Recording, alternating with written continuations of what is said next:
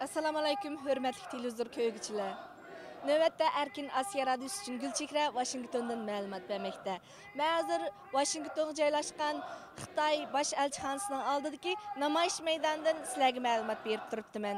Ko'ryapsizlar, bugun osmonmi ko'k, yermi ko'k. Qo'lida oy yulduzliq ko'k Sharq Turkistonning bayroqlarini ko'targan Uyg'urlar bugun atdigan Uyg'ur Oliy Kengashini tamamlab, navbatda Xitoy hukumatining Uyg'urlarga silayotgan zulmlari, Uyg'ur elida yurgizayotgan siyosatlarga qarshi o'zining norozilik namoyishini boshlab. Mazkur namoyishga bugun dunyoning har qaysi joylaridan kelgan, ya'ni 20 necha davlatdan kelgan 150 dan ortiq Uyg'ur vakil va bir qism axborot o'rinlari, shundaqla xalqaro tashkilotlarning vakillari bo'lib 200 ga yaqin odam qatnashdi. Dünyanın hem yerinde yığılgan Şarkı Türkistanlıklar, yani Uygur halkı yürükümüzde ifadelaşka ve onun bizden işgaliyet kılan zeminimizni ve besip algan zeminimizden nayet tehirsiz çıkı dalalet kılıçkı keldik. Köpçülük. Biz ettigen yak şundak çarşıdınlar. Tünögün şunca uzun yollardan besip geldinler. Dünyanın hem yerlerinden sizlarni bütün halkımız vekil kılıp, özünün arzu armanları bilen vatanni azat kıladigan birinci sepke evetti. Biz bir yerde turvatkallar, ana şu can meydanında turvatkallar. Biz bir yerde turvatkallar, ana şu Şarkı Türkistan'ni, yani Uyguristan'ni, yani Uygur yani bayatın şunda üç at bilen atap gitti. Böyle nemi bilen ataştın katı nazar, bizden Şarkı Türkistan'da aldığımızdaki esirde iki devletimiz kurulgan. Yani o vatanını azat kılış, tacavuzçılarının tapınıdın şu vatanımızda tatip ediş için biz aldın kısap çıkan rehberler. Bizden etrafımızda minligan, milyonlugan halkımız bizden kollap duruptu. Köpçülük sizler özənlərinin ornunlarını bilisizler, özənlərinin vekillik ornunu, arzuyunlarını bilisizler. Her birinle milyonlugan Şarkı Türkistanlı'nın avazı. Freedom for East Turkestan! Freedom for East Turkestan! Freedom for Uyghur! Freedom for Uyghur! Shame on China! Shame on China! Shame on China! Shame on China! Shame on Hu Jintao! Shame on Hu Jintao! Shame on Hu Jintao! Shame on Hu Jintao! Terrorist Hu Jintao! Terrorist Hu Jintao! Terrorist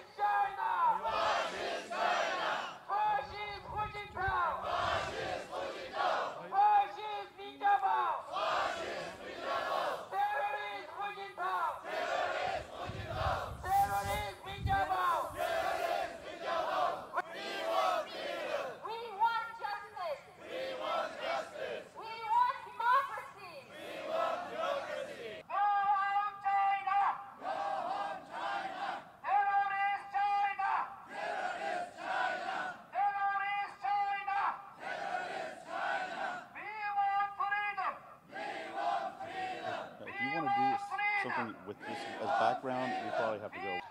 Assalomu alaykum hurmatli televizor ko'ruvchilar. Washingtondan Erkin Asiya radiosi uchun Gulchehra ma'lumot bermoqda. Bugun 2011-yil 5-oyning 2-kuni, ya'ni hozirgi vaqt tushdan keyin Washington vaqti 4. Navbatda men Xitoy elchixonasi oldidagi Uyg'urlarning elib berayotgan namoyish maydonidan sizlarga xabar berib turibdiman. Assalomu alaykum Sayyidin Turk efendi. Bugungi ichilish murosimiz shunchalik muvaffaqiyatli bo'ldi, muborak bo'lsin. Rahmatga. Endi navbatda ilib berayotgan bu namoyishinglarning maqsadi va buning ahamiyati haqida qisqacha to'xtalgan bo'lsangiz. Albatta biz bugun Sharqiy Turkiston Uyg'ur Oliy Kengashi uchun bir haftalik Amerikaga safar qildik va Amerikaning poytaxti Washingtonda va Kongress binosida Capitol Hillda natijali bir yig'in o'tkazdik.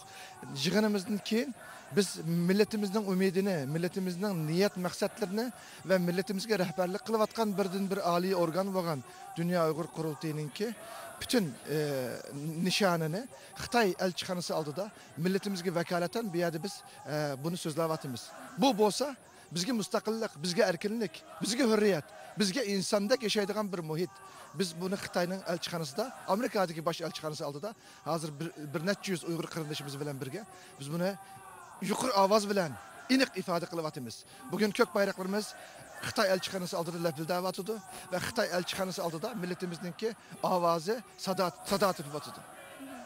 Endi sizningcha mushu bir hafta Washingtonda davom qildigan bu Uyg'ur Oliy Kengashi Xitoylarga qanday bir signal yetkazishni maqsad qilgan? Mencha signal yetkazishni maqsad qilgan masala hosil bo'ldi deb o'ylayman. Qanday deganda Xitoy birinchi qitimliq Sharqiy Turkiston xalqining bu darajalik ittifoq ichida Amerikada jam bo'lishi va Sharqiy Turkiston Uyg'ur Oliy Kengashi ismi bilan bu yig'inni o'rinlashtirishiga chidayolmag'liq.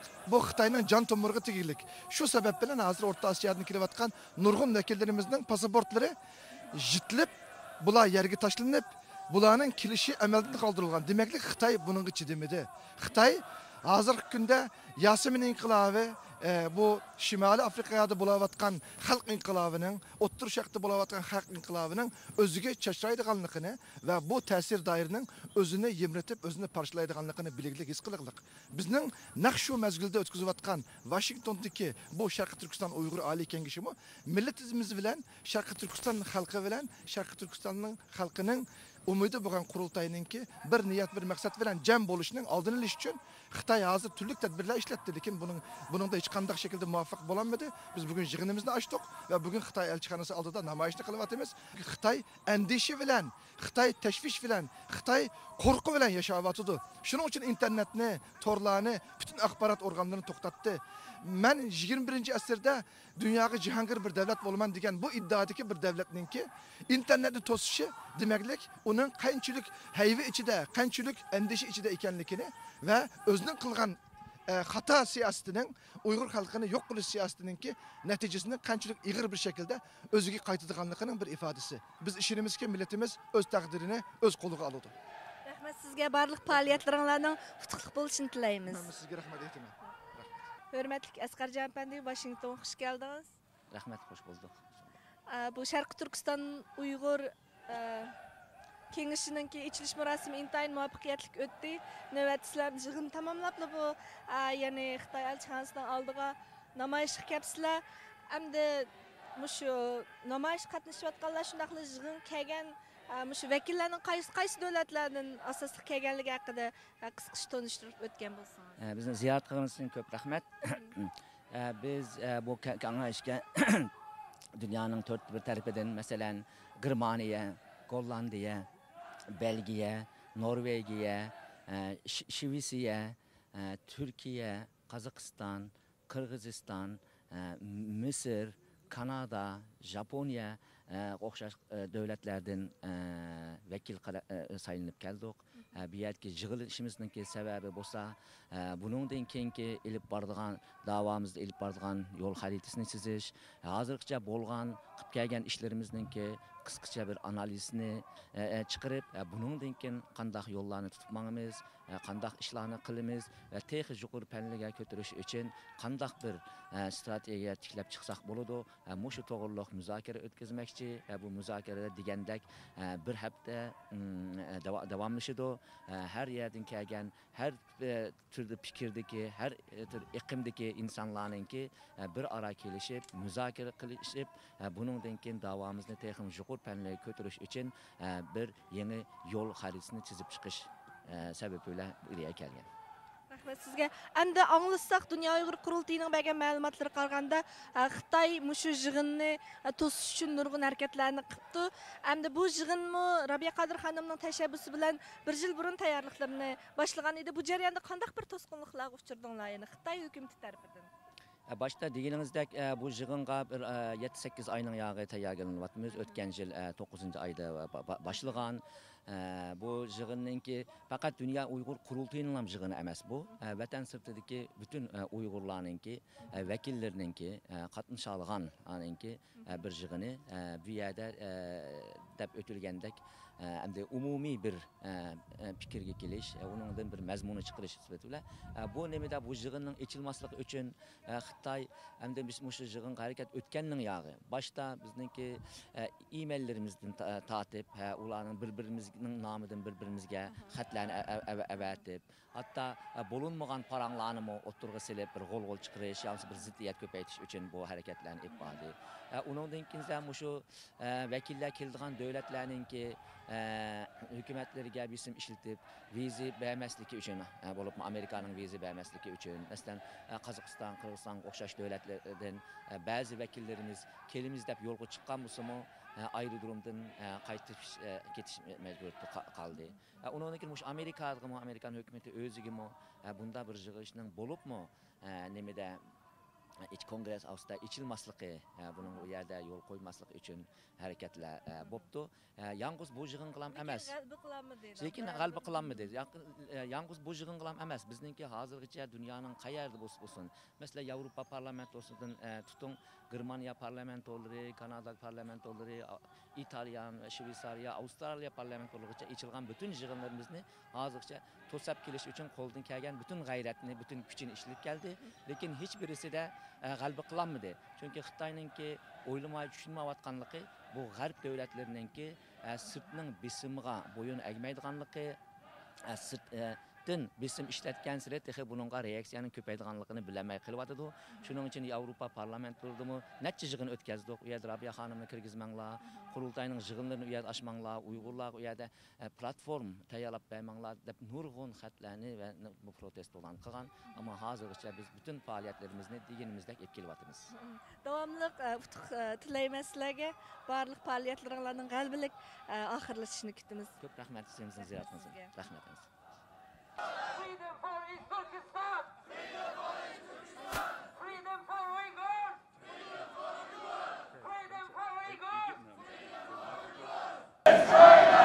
Freedom for Uyghurs! Freedom for Uyghurs! Freedom for East Turkestan! Freedom for East Turkestan! Hürmetli televizor ko'ruvchilar, navbatda Washingtonda ya'ni Washingtonga joylashgan Xitoy elchixonasi oldidagi Uyg'ur faoliyatchilarining namoyishi hozir tamom bo'ldi. Bu namoyish 200 cha odamning qatnashishi bilan 2 soatcha davomlashdi. Bugun ya'ni 2-may, ata 3-may Sharq Turkiston Uyg'ur kengashining yig'in faoliyatlari rasmiy boshlandi. Biz yig'in maydonidan naq maydon xabar beramiz. Xabardor bo'lgaysizlar. Rahmat.